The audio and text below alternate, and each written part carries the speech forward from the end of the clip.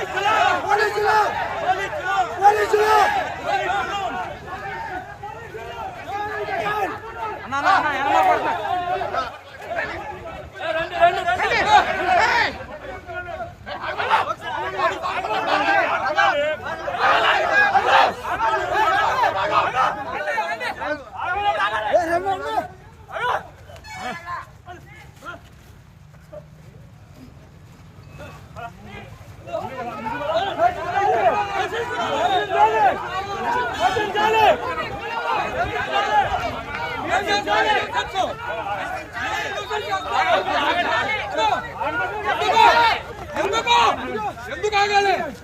మేమేం చేసాం? ఏం తప్పు చేసాం? చెప్పా మీకు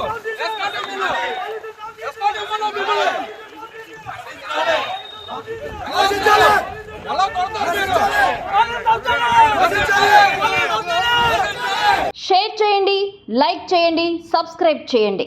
మరిన్ని వీడియోల కోసం బెల్ సింబల్ పై క్లిక్ చేయండి.